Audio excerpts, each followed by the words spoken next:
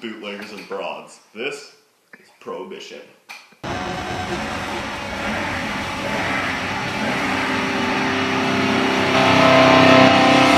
Fight!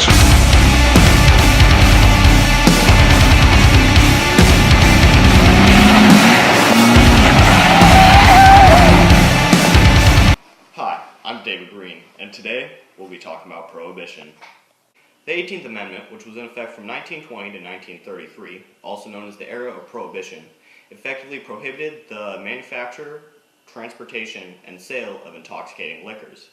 This was not very popular with everyone, as you can see by this document. I'm no camel, I want beer. Family values were an important part of politics leading up to Prohibition, as you can see by this poster campaigning for Prohibition. Wet or dry?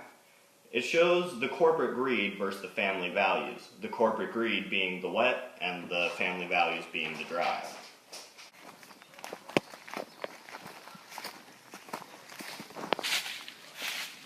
In 1830, the average 15-year-old consumed 7 gallons of pure alcohol a year.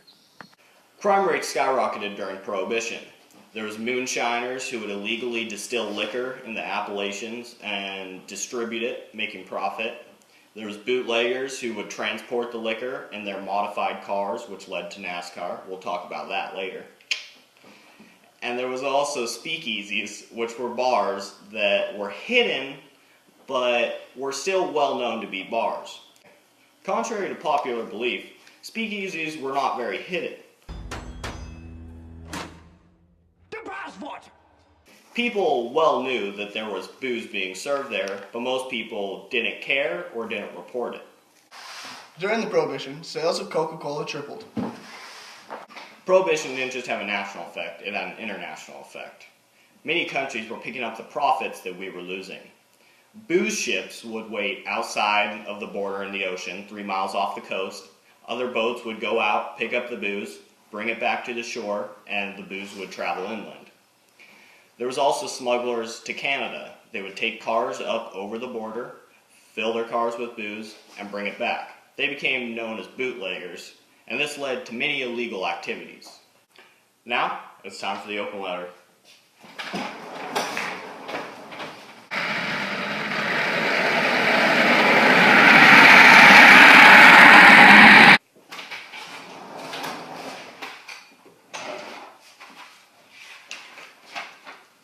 Oh look, it's a poster we just used.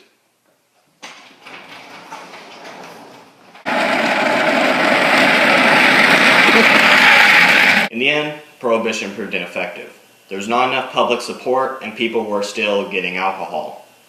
It was finally repealed in 1933 by the 24th Amendment. It did have some great impacts on our society though.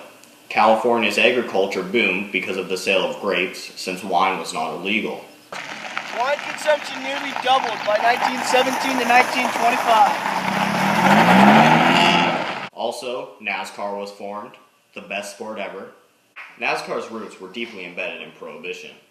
Former bootleggers who had modded out their cars for the purpose of transporting liquor now needed something to do with their modified cars and newly acquired driving skills. Cars like this one would be used in races. Obviously not a Ford. Because it's running. And the U.S. expanded its water borders from 3 miles to 12 miles off the coast. At the end of the Prohibition, Budweiser delivered their booze by horse-drawn carriage, resulting in the famous Clydesdale. And I hate your guts, I hate your guts, and I'll never talk to you. Hang on, stop it. Effectively prohibited the manufacture, sell, the 18th Amendment, and, oh god, okay, this blooper reel is literally gonna last fucking forever. You gotta bleep it.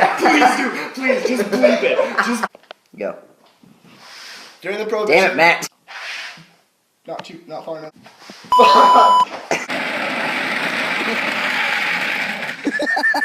Prohibition, okay, popularity, repealed in 1924, or fuck me.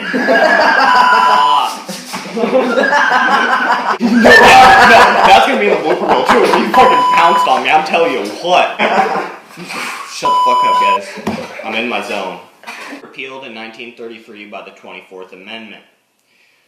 Support. Oh, fuck. At the end of the Prohibition, Budweiser delivered their booze. Effectively prohibited. God damn it. Hey. Put that in the blooper reel.